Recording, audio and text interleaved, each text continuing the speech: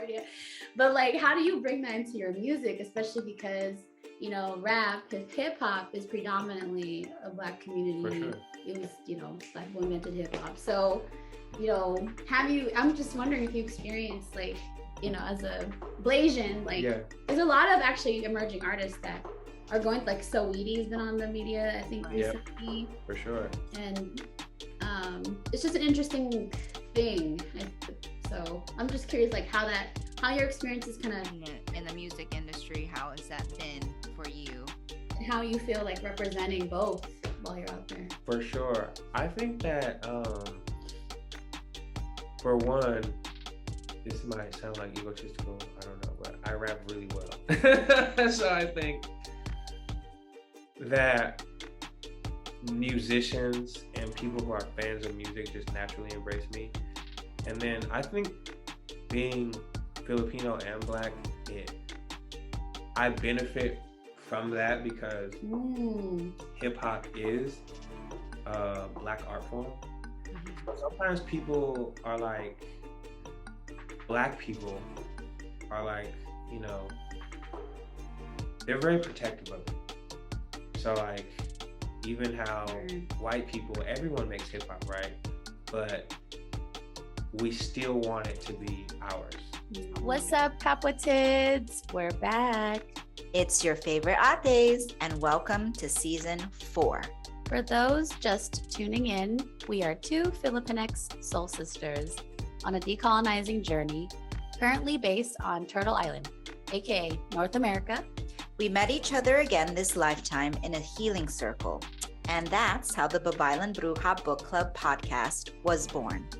This season, we did something a little different by engaging in a series of study break conversations with honored artists, authors, and thought leaders in the Filipinx diaspora.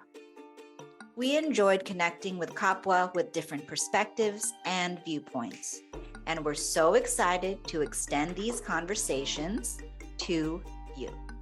In this episode, we connect with Swiggle Mandela about his experiences as a biracial person growing up and existing in Portland, Oregon. Swiggle is a father, performing rapper, artist, entrepreneur, and animal intuitive. Ooh.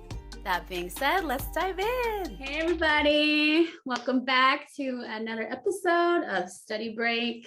We have a special guest today, Swiggle Mandela, and we'll be diving in and talking a little bit more about what he does and all that. So, but as you know, before we dive in, we always take a moment to ground. So I'm just gonna invite y'all, if it's safe, if you're listening in, you can close your eyes, and I just invite you to connect to your breath. So, and as we come back into your body, I just invite you to not think about something that happened earlier. Don't worry about what you got to do after this. Can you just come back into this present moment? And so let's take some breaths together. So we'll breathe out, push your belly button out. And then when you breathe out, push your belly button in.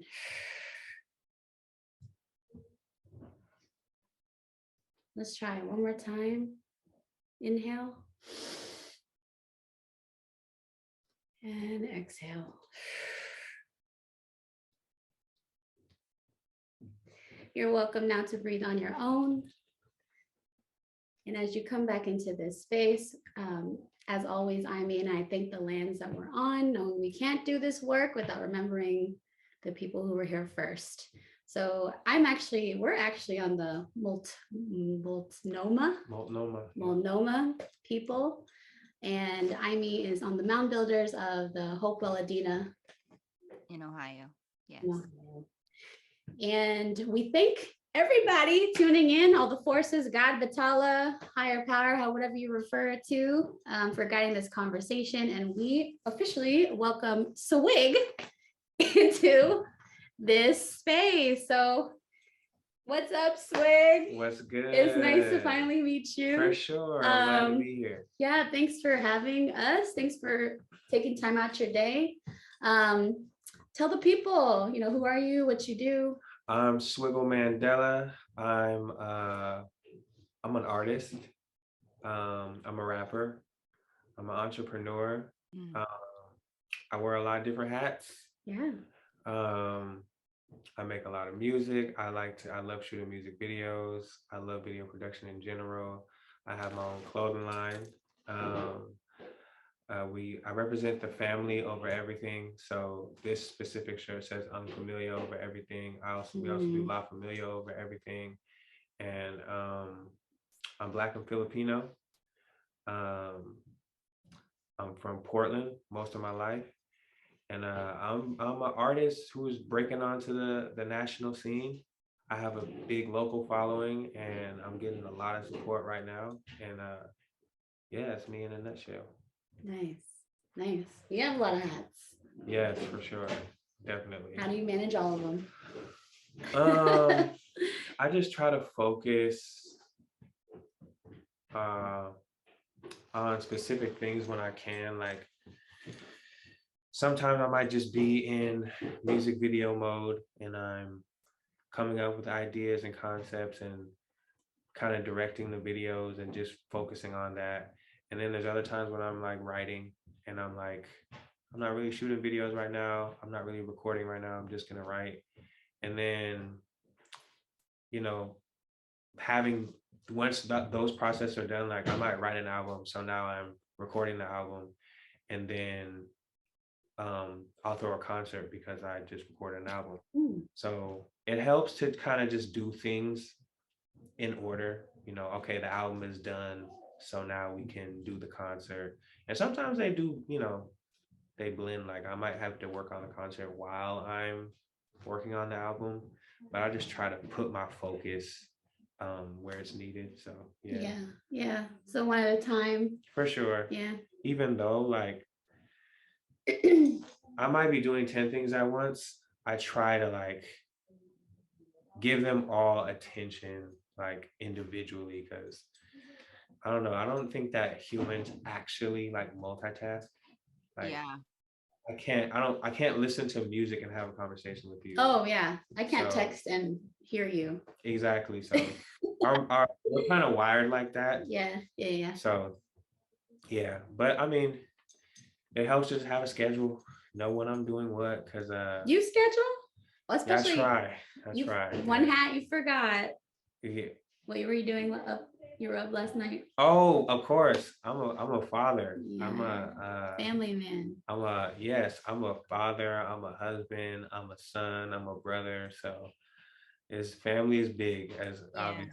As you see on his shirt. Yes, family over everything. Do you find that with all of the things that you have going on, especially like I can kind of relate to being like a multi-passionate creative person, like being into everything. How do you take that concept of family over everything and kind of weave it in with all of your creative projects and your creative passions that you do? Well, a lot of my music has to do with my family.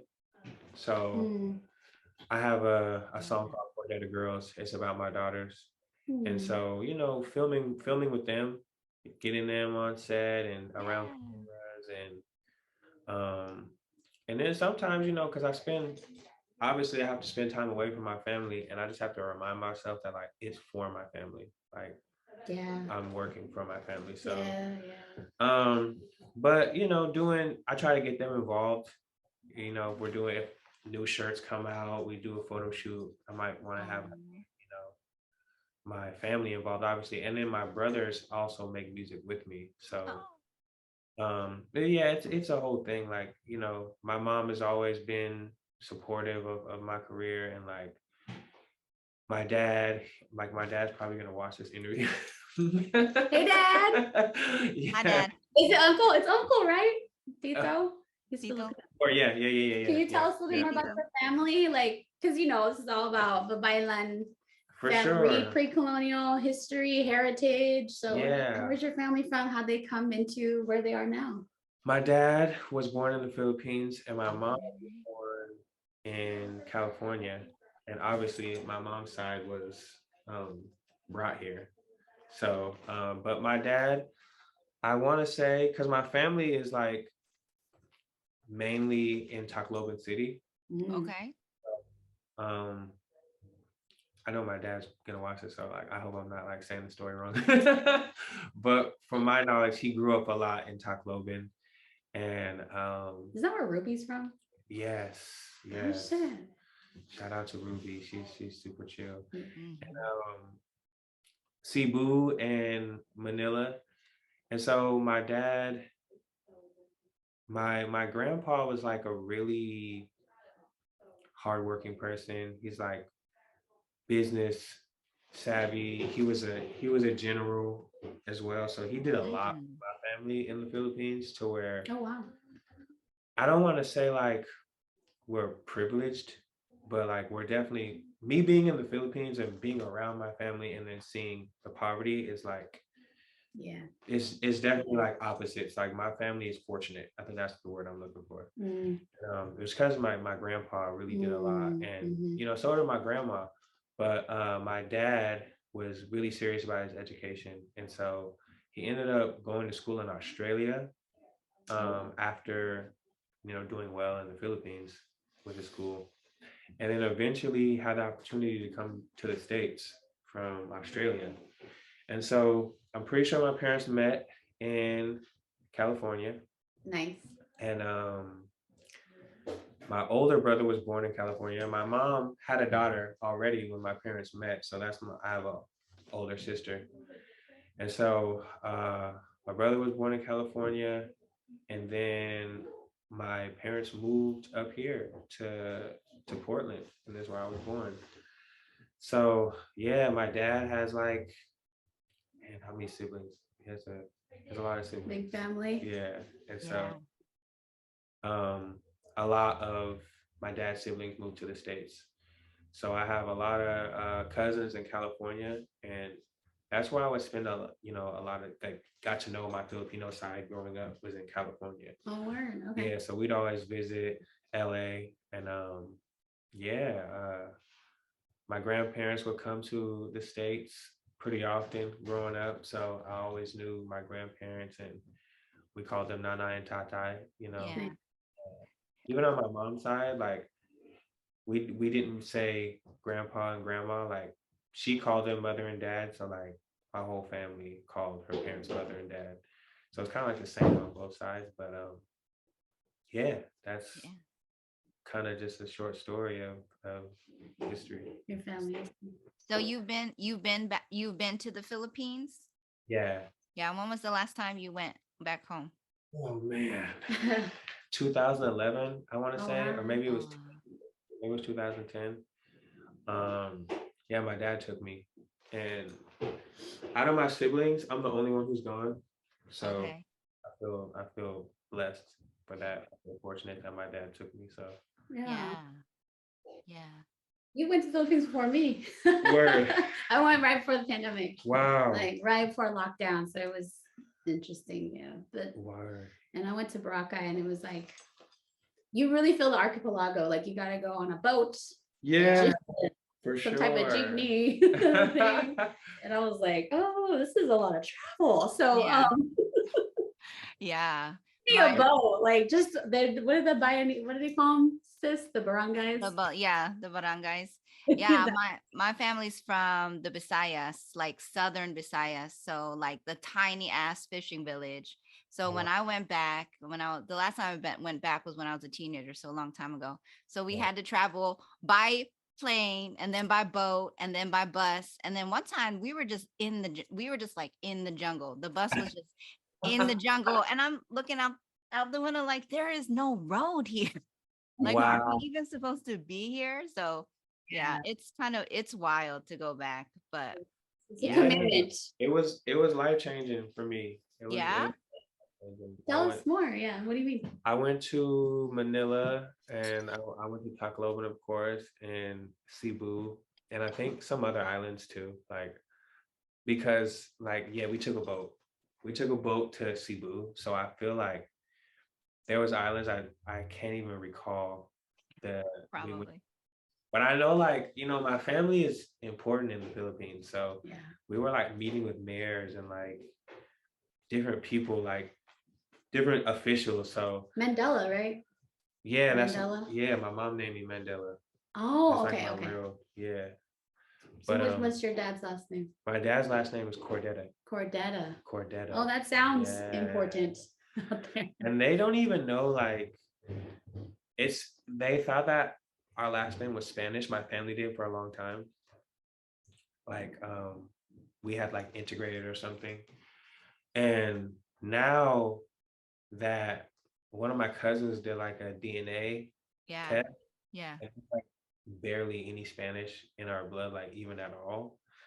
So What? Okay. now Cordetta though, like that's hella Spanish. yeah, Cordetta. And now Right. it's like we think that the name was actually made up to integrate, to kind of like hide who we were. Oh, And that's very interesting. Oh, wow. I actually heard about one of my uncles, my a great uncle Simeon, and my uncle Cholo was telling me about him, and he said that he was like really tall, and that, you know, for Filipino people, it's not super common. Yeah. And he said that he was really tall and like dark skinned, like Oh. like an Indian, like from India. Interesting. He said when he first saw him, he was afraid because he had only seen, you know, Filipinos that look like us his whole life. Yeah. And then, you know, his dad is telling him like, that's your uncle. And he was like rode up on a horse, and he was dark skinned, and like he was scared of him. He never seen skin like his before. And so yeah, our family history is like a little bit clouded. Like we're not exactly sure. Yeah. Wonder if you had like the background, because that's like literally the Black people of the Philippines. Yeah, for before sure. Colorism happened. Yeah. But I digress. Thank you. I wanna talk more about your mom. I mean, so this is really interesting, interviewing folks who are biracial. And so your experience, especially growing up in Portland. Yeah. One of the logos here is keep Portland weird. For sure. And that's almost like keep Portland white in a way. We was just talking about this, like, For sure. like the type of white people out here. But yeah, as a biracial artist, very affluent, like there's like bougie and like hippie white people out here. Yeah, there's a mix. I'm very confused. It's like San Francisco adjacent, I was saying, but yeah, it's like 70% white. So how's been your experience as a Filipino and Black man out here? Yes. A lot of times I'd be like the only Filipino, like maybe out of school, you know, like, and if someone else is Filipino, it's like, oh, you're Filipino, like, wow, you know. Yeah. But also tribe, for sure, brown person. But being Black in Portland, being Filipino in Portland, it took a while to really connect to, especially like, because my dad was like, you know, he's all our Filipino sides in California or in the Philippines. Right. I didn't really connect super tough with the Filipino community here in Portland until I was like older. So I grew up really in the Black community in Portland. So but there's a lot of people who are Black and Filipino that I not a lot, but more than I would have expected. I mean, even in my family on my mom's side, her brother also was married to a Filipino woman. So I have cousins who are half Filipino. And then my cousin married a Filipino man. And so my second cousins are all half Filipino. So there's a lot of Filipino on my Black side too. And but yeah, you know, there's like, of course you grow up in Portland and it's mainly white people. So you'll get just like the racism, like just straight up, like growing up, I don't know if it's like just like a white thing for the white racist people or something, I don't know. But like people will just drive by and just like speed up and just yell the N-word at you. Like, For sure. Like, Just because they feel like it. Like, yeah, it would. I don't know what that is. roll down a Like, window and tell you that like, you're. for sure, the first time, like, well, someone recently told me like they've never been called the N-word, but they live in Portland. What? Or or someone will ask me like, people really do that around here? Like, come on, that's not happening. Yeah. And I'm like, bro, growing up here, literally, it would say, my brothers would tell you, like other people will tell you, literally, there might be a truck behind you and you're just walking down the street, finna go, I don't know, to the store or something. And they'll just be like, yeah, yell at you out the car. Yeah. I mean, we lived Wow. in Estacada before my parents divorced, we lived in a town called Estacada, and it's super country. Mhm. You know, I Yeah. don't know if it was because my dad is Filipino Yeah. that he just saw the value in land and in property. Mm-hmm. Mhm. So my grandpa was like that. So when my dad came to the States, I feel like real estate was just something he was going to be into. Mm. So when we lived in Estacada, we lived on 5 acres of land. So as a kid, that was like my first memories, like having chickens, like That's good. like, That's like good. neighbors. You had pet chickens. Yeah, my neighbors Oh. have horses. Yeah. Just running So- around, no shoes, Yeah. 2 years old, 3 years old, just probably fully naked, just outside Hell in yeah. the field, grasshoppers, Grounded snakes, you Yeah. know. Bugs. That's Yeah. the life. So this was like my first memories, but I also remember being in Estacada and my brother coming home and like asking my mom, can we cuss on here? Of course. Yeah. Yeah. Oh yeah. Asking my mom like what nigger meant because someone Mm. at school called him a nigger. Mm. And I don't even think the kid was being mean. Like he wasn't even trying. Yeah. Learned that from somebody. Yeah, it wasn't like he was Right. like, get away from me, like you're a nigger. It was just like, you're Just a nigger. casual, just super casual. Like, oh wow, you're a nigger. Like there was no, Like you're a woman, you're a man. yeah, like there wasn't barely any black people at the school, you know, like Yikes. so he saw my brother and probably was just like, wow, there's a nigger. Yeah. So my brother came home and asked my mom what that meant. And this was like I was in kindergarten. Yeah. So I've known about the racism here since kindergarten. Like Yeah. I've been being educated about it, like not even Yeah. intentionally. So, and like, you know, white people out here, there's a lot, I'm not gonna say it's all white people because there's a lot of good white people out here like we talked about earlier. Mhm. But sometimes it's like if you're arguing with somebody, sometimes they'll just resort to that. Like you're not even expecting it. You might have just been hanging out with this person like at a party or something, or like you guys might have known each It's other. like their for a while. punchline. Like Yeah, I'm gonna it's just like go straight there. Once you cross a certain point with them, they just pull that card.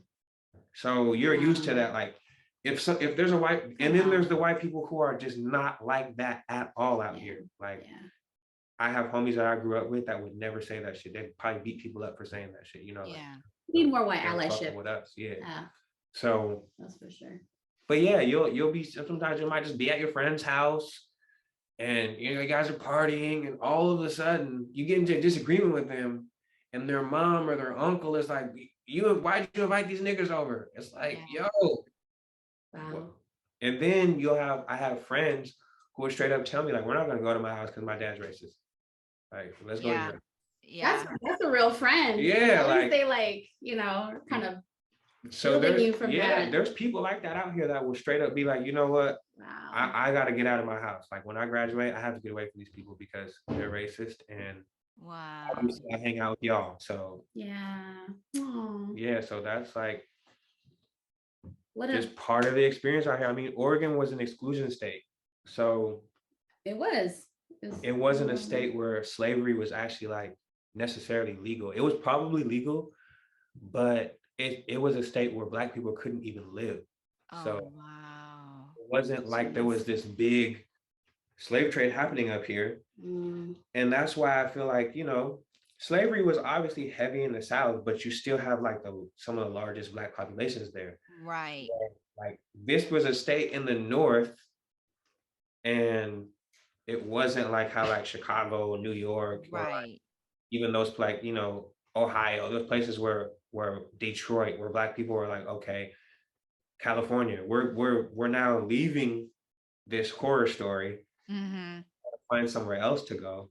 Oregon wasn't necessarily one of those places because it was a Mm. religious state. Like Black people couldn't it was almost like how they let the people from Mexico like work in San Diego, but then they have Right. to like Black people were allowed to work in Oregon, but you But can then they live go there. home. Yeah, so Rude. you might That's feel like it wild. was like, okay, Yeah. I think it was, I don't know, it was just like they wanted to be like a white utopia. Like they're seeing all this stuff going on in the United States. Yeah. They're trying, I think in my mind, they were trying to like not be as bad as the white people with slaves. Mhm. But Mm. also like, we still hate you. Like Still our land. we don't want to It's really not. First of all. period. Like we don't want to enslave you, but we don't want to be around you. Yeah, but we don't want we don't want you around. And so it wasn't until like 1927 that that law was changed. Wow. So there was places where I think Black people could live in Clackamas before they were allowed to live Really? in 'Cause Portland. it's hella country out there. Yeah. Wow. My cousins are out there. We're just talking about that. So And in Washington, like right there were people allowed to live in Washington. allowed to live. Allowed. So there was like Okay. little towns, Yeah. In the 1900s or maybe a little bit before, where Black people were allowed to live outside of like certain places. But yeah, Portland was like reserved for white people. So I think that's why now you have Yeah. such low amounts of, even Oregon as a whole like is like 3% Black, I think. So I think Oregon as a whole maybe has like 40,000 Filipinos, like compared to other places, like one city could have Yeah. 40,000 Filipinos. 40,000 that's a lot. And just thinking about how your biracial experience out here, because I wonder too if like the slave trade ship was just like, that's too north and cold, so we're just gonna stop at California. But like, how do you bring that into your music, especially because rap, hip hop is predominantly a Black community. For sure. It was Black people invented hip hop. So I'm just wondering if you experienced like as a Blasian, like there's a lot of actually emerging artists that are going, like Saweetie's been on the media, I think, recently. For sure. And it's just an interesting thing. So I'm just curious, like how your experience is kind of in the music industry, how has that been for you? And how you feel like representing both while you're out there. For sure. I think that for one, this might sound like egotistical, I don't know, but I rap really well. So I think that musicians and people who are fans of music just naturally embrace me. And then I think being Filipino and Black, I benefit from that because hip hop is a Black art form. Mm-hmm. So sometimes people are like, Black people are like, they're very protective of it. So like, even how white people, everyone makes hip hop, right? But we still want it to be ours. It's just like, Taekwondo is Korean, I believe. I think it's Korean. I think Taekwondo is Korean. Yeah. So, but anyone can do Taekwondo. Right. When you go into a Taekwondo studio, there's going to be a Korean flag. There's going to be Korean culture, and they want it to be clear that like, this is Korean. Mm-hmm. It's not, rock and roll. It was started by Black people, but now it was clearly like taken. Or like jazz. A lot of these art forms that me growing up, it wasn't just common knowledge. Everyone just didn't know like, okay, Black people started rock and roll. Like growing up, people are gonna say, this is white music. Right.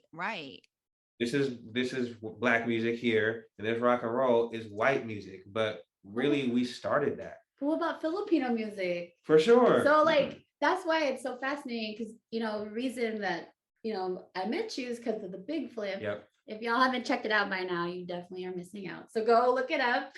Definitely. Stream it. Support artists. But yeah, Big Flip. Like, yeah, and Big Flip is like, that's me in the pot days, man. And I gotta give a shout out to Talilo, my brother Talilo Marfield. You know what I'm saying? He's a Filipino artist. I believe he's mixed with Irish. But he really grew up with his Filipino side mainly.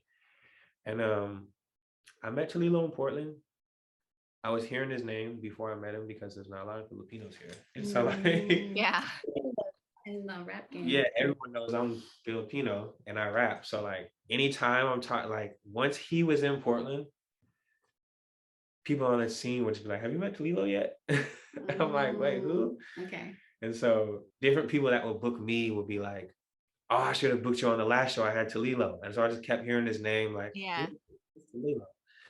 And so one day I met him. I don't even remember exactly the day we met. I just know one day I knew him.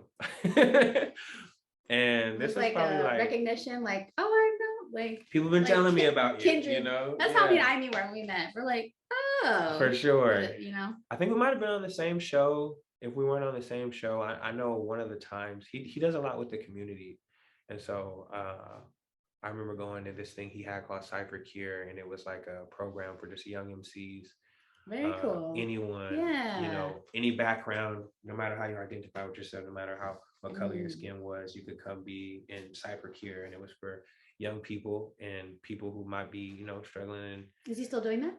He has another program now. I can't remember the exact Ascending Flow. They have a building and everything. Very cool. So he's still helping the youth out with that. And so we kind of both do community work. So we were involved in the same circles, and eventually we started doing shows together.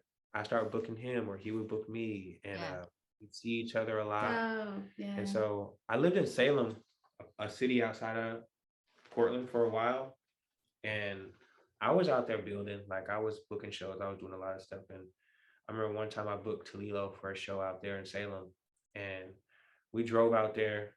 My wife and my kid were in Portland. They came to Portland because we have all our family here. But we had a spot out in Salem. So me and Talilo drove out there. It was just me and him. And we're just, I don't know, just getting closer. Like we had a show the next day. I booked him out of college, and he brought his recording equipment. And so we just write the song that night.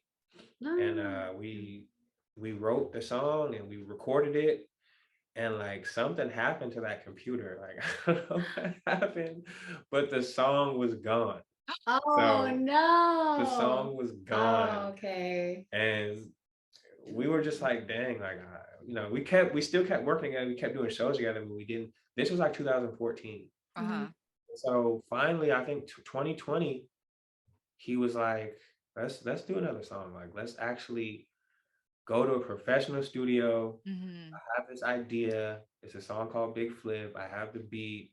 I want to get the biggest or like most talented Pinoy artists. Not obviously you couldn't put everyone on the song because there's a handful of us out here. And he was like, I just want to build this thing, and I'm gonna do the video. I have a vision. And I was like, okay, let's just go do it. He was like, all right, come to the studio. I'll get you some food. I think we were somewhere else. I don't remember where we were when we talked about it. Some other community event probably that we were both doing. Okay, cool. And so we go to the studio, he pulls up the beat, or maybe he sent me the beat. And around that time when we did Big Flip, my cousin in the Philippines, Danica, she was like on this discovering history and pre-colonial stories, and she was just digging and she started sending me a bunch of stuff, just like, yo, watch this movie, watch this documentary, go to this YouTube. And that's when I started learning about like Datus and just all kinds of history. And I feel like Raya and The Last Dragon was coming out at the same time, and it was the whole feeling of just really being, you can't escape it, Filipino and indigenous. Like he was writing the song, and then my cousin was sending me all this stuff. And so I was just learning, and I was even, telling Talilo about some of the stuff I was learning. Like he would call me like, okay, studio sessions this day, or here's the beat. Have you got your verse? We're just touching base. And I'll be like, yo, have you ever heard of a datu or maraja or these different things? And he'll be like, what is that? And he would educate me on plenty of stuff too, like about, where our people come from and just history. Yes. And so we would just be trading knowledge. And that's when I was writing my verse, and I was putting in lines about rajas and datus. I remember you saying that in your song. Yep. Man, I was learning so much at that time, and just about like just different people. And even there was this general that I learned about that my cousin had sent me some stuff about in Vietnam, or I don't know which one of it might have been the Filipino American War. And he was sent over there, to obviously cause destruction. Like he's a American soldier, but he was a black guy. He was a black man. And when he got there and connected with the people, he like switched sides. Yeah. Whoa. There's like a legend about him. I don't remember his exact name, but I could find it like this because I have the articles. But it sounds like you're like a historian for sure at heart. Like it's something you naturally just gravitate to, and something you're like really interested in. I love that you and Talilo were like educating each other, opening up kind of like a portal to like Pandora's box, and then you brought it to the music. And that's really important because that's one of like in this time we're in, how mass, information can be spread. So I really appreciate the message, Talilo initiated, and then you participated for, engaging in the project and how far it's come. And now it's like opened up so much more opportunity for you both. And then the other two artists on the song too, I grew up with Taryn. He's shout out to the others too. He's the third verse. And then JR, I never knew JR growing up, but he cuts my cousin's hair. He actually works at a barbershop that's like mainly Black people working there. Like, I mean, once again, this might sound braggadocious, I don't know, but Black people cut hair the best. So the fact that he's there lets me know that he can cut. and he was cutting my cousin. He was cutting my Black cousin's hair. So it's like, if you cutting his hair, and my cousin's hair be on point. So he was vetted. Yeah, one day he was just like, yeah, I cut your cousin's hair. Like, I'm like, what? For real? Always been connected, and he had already been a fan of mine. We may have met. I meet so many people, and I also smoke weed, so like I don't always remember everyone. I meet thousands of people. And a lot of times people are just like, a lot of times people walk up to me and they're surprised I don't remember them, and I have to let them know like I'm bigger than you think I am. Like I know too many people. But yeah, Taryn and JR are also on the song. And yeah, Big Flip, man, it blew up. It did. Up. Nationally, internationally. Very cool. It blew up on TikTok. It makes sense. I would be actually surprised it didn't take off, because we're, in this path of like remembering. Yeah. Like looking for something to represent. So I just want to express how that song moved me in a way, because it's like we're just like the thousands of people who are like citing it and tagging y'all's track. It's a representation that we're looking for, because being brown in America is like, what do we identify? What do Filipinos bring? I think Filipinos played like a big part in hip hop. Like in New York, it was like Puerto Ricans played a really big part in starting hip hop and creating hip hop. And I think in California, Filipinos play a big role in being a part of hip hop, being, growing the culture. So I think Filipinos are heavy in the culture of hip hop. Like even on my dad's side, my cousins, Mike E and Gabe C, they're like big DJs. Yeah, like, in the hip hop scene. We're musical. Yeah, we love music. We love and the track was so anthemic. It was like an anthem, right? Like it reverberated all across the country. Because of technology, but that it was out here in Ohio even. So that resonated with me out here. And so I know that it resonated with, Filipinos were everywhere. It's usually like, okay, we're on the East Coast or on the West Coast, but I'm like, we're all in between too, so I just love how anthemic it was. And I love there was some Kali in there. There was some Filipino Yes. martial arts in the video. So I was like, that was my favorite part. So Yeah, Chalilo, he does a lot of that too as well. He what is the word for the stick fighting? well, the Kali or Arnis, Eskrima. Yeah, I hear him say Arnis. I think he's Arnis, yeah. so he trains people with that too. And yeah, I'm forever grateful for bro. Like because in Portland, I've always had that following. I've always been like, and I'm not gonna say like, I think so though. I've always been, it's gotten bigger and it always grows, but I've always been like one of the main artists around here that everyone knows, everyone supports me. People know that I'm one of those artists who was gonna break through or always kind of thought that. And for Talilo to put me on his song because it's his record, Right.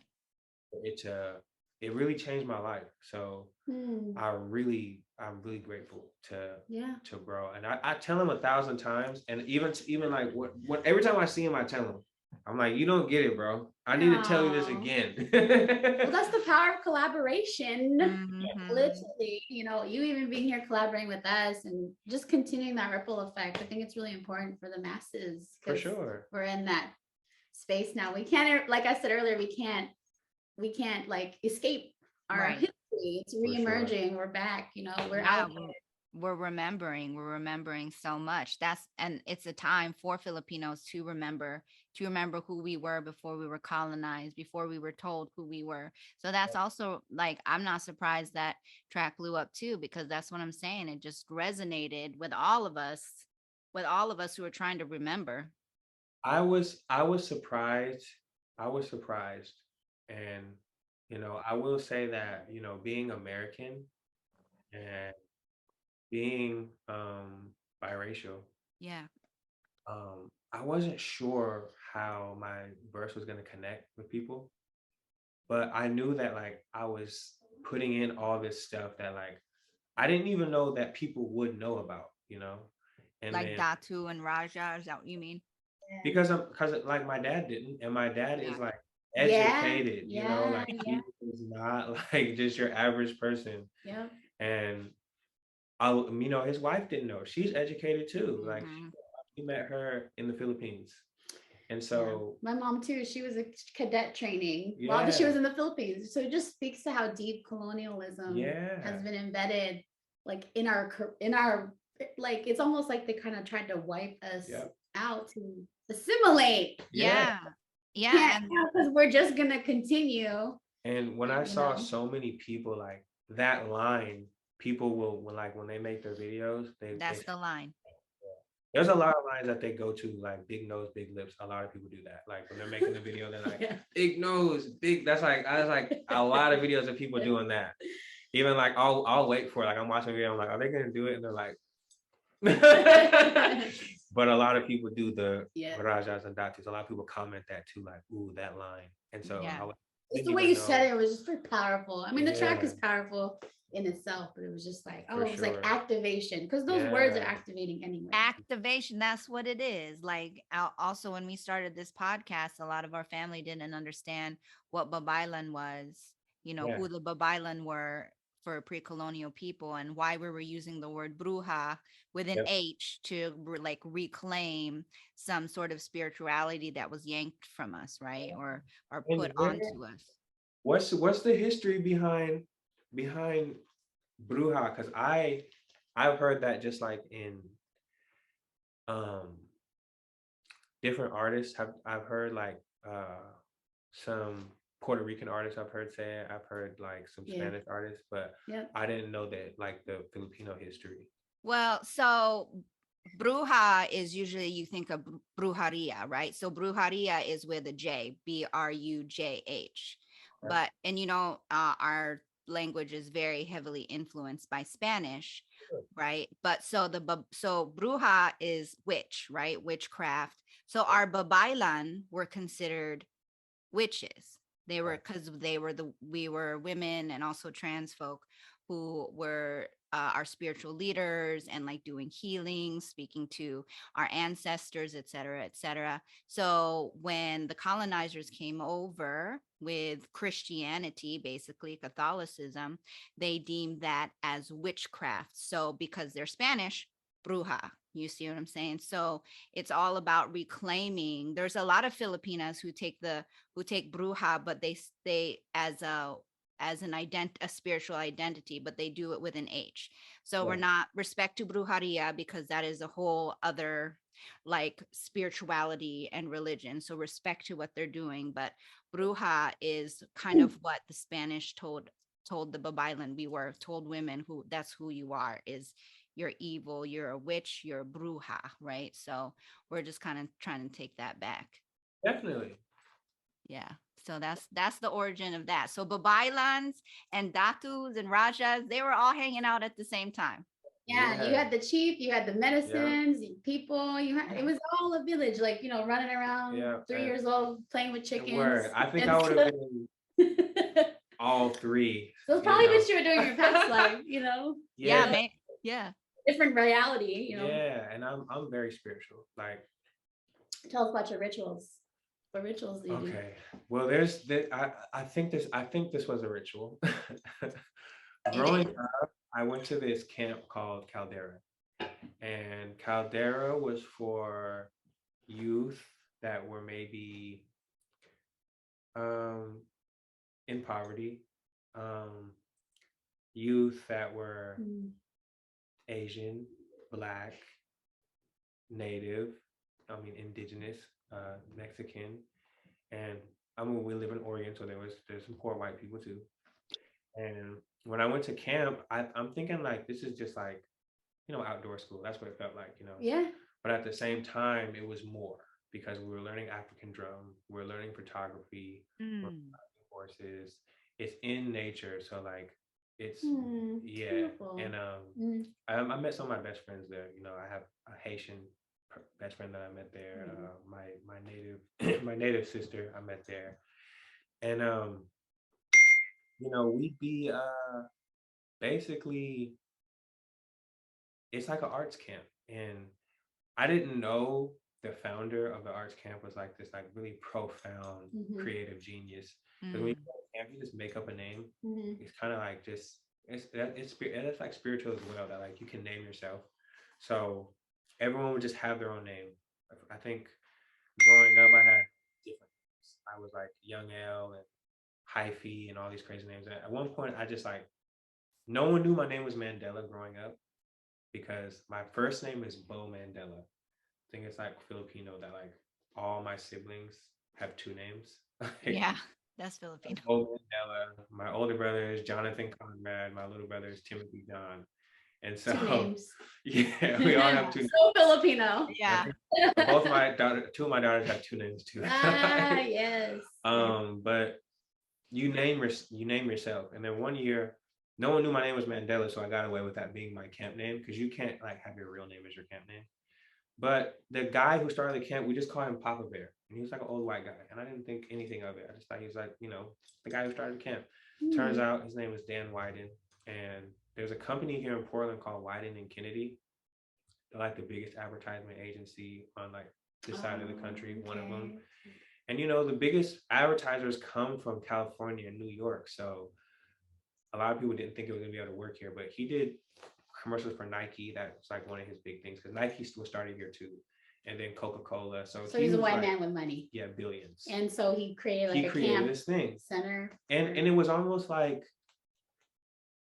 he had a really good heart, because like, who does that? Like he saw that like we were all struggling, just period, just people of color. He was like, there's definitely something happening here, and I'm rich and I need to do something about it. So a little allyship there. Yeah. Let me just spread my opportunity that I've already advantaged at. And he actually passed away this year, so rest in peace. like changed my life. That was one of my teachers. But at camp, they had this tree, and this was like a trust exercise. And it's like spiritual, and you would climb the tree. It was a pretty tall tree, and they had like state-of-the-art harnesses and ladder and all this stuff, and you can climb the tree as far as you want. And then we would have like a fabric that we created, because like, you know, they would teach you all types of sewing, creating fabric, all. So we would all create like a piece of fabric. You learned how to sew? Yeah, for sure. Oh, what? See, And so he might be more Filipino and so we had like this fabric. And when you climb the dream tree, you don't have to go all the way to the top. Dream tree. A dream tree. Yep. So at the top of the dream tree, there's actually a platform. And there's a bar, and you can jump and try to grab this bar, and like you have state-of-the-art harnesses, and all your friends are holding you, and it's like something that you're learning about. And it's something about giving intentions. It's something about trust, and it's something about like it's a release. It's all these things. So when I first climbed the dream tree, I only climbed up to a certain point on the ladder.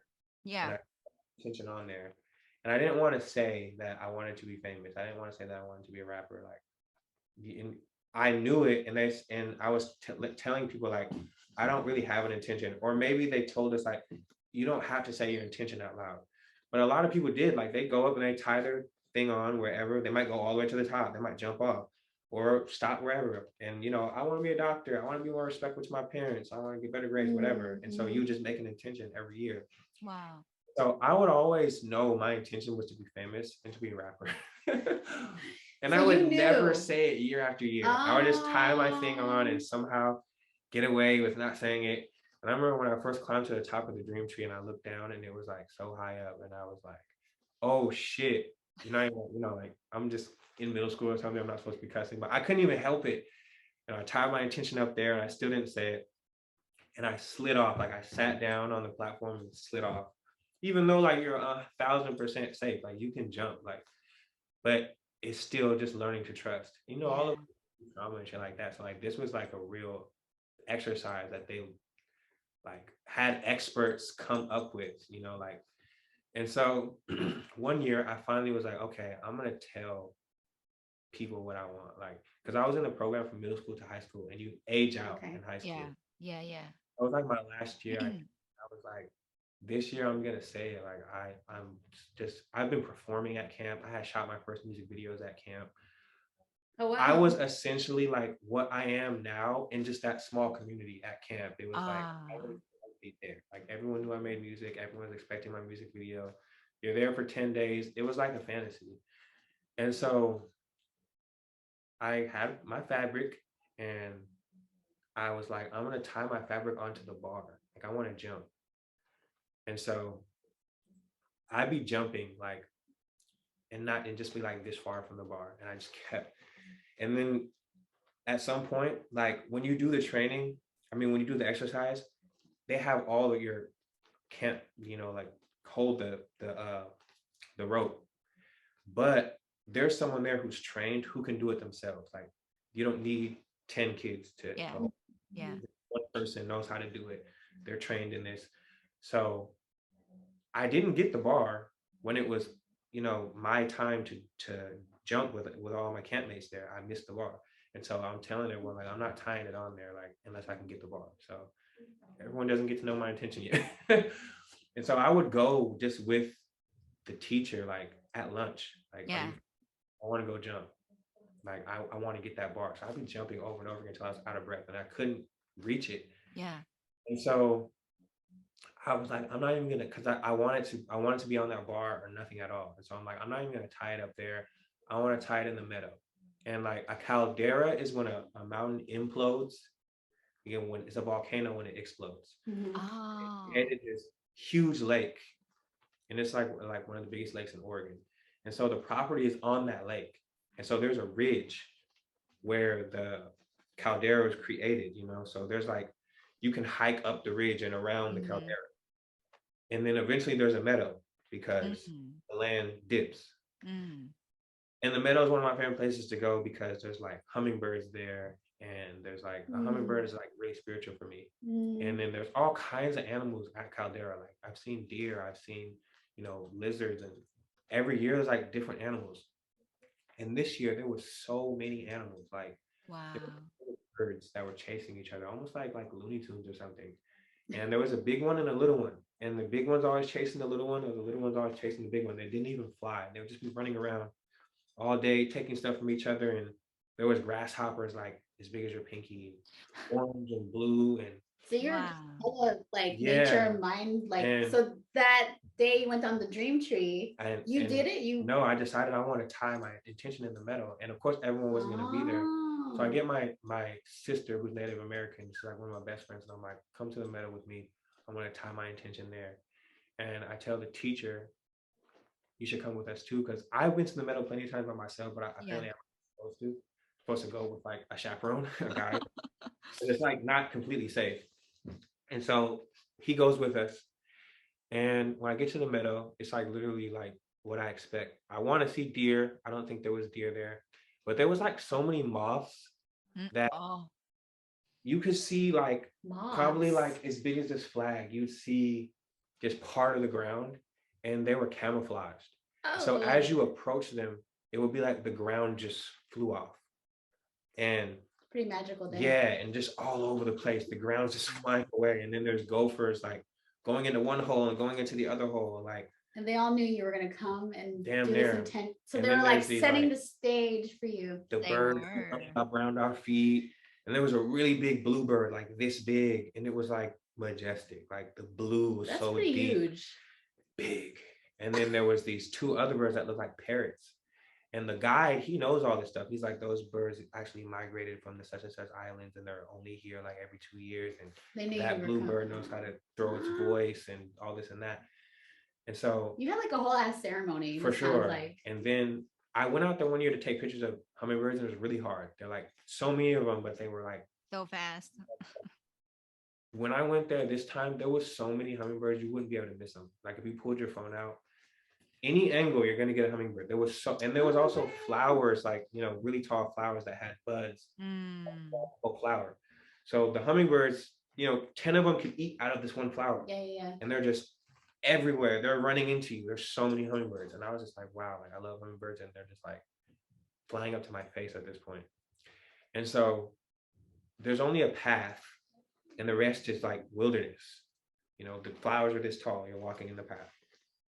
And I see this tree, it's burnt because there was a fire there. And it's like, I don't know, I'm connected to this tree. I think I went out there, and I've been on that tree by myself before, like even though I wasn't supposed to.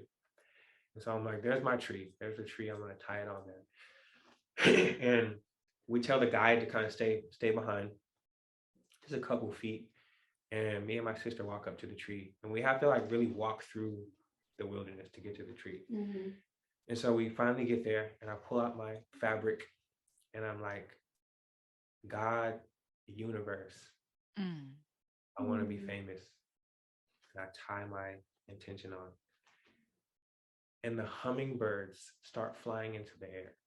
They're like connecting beaks and like spinning off into the air.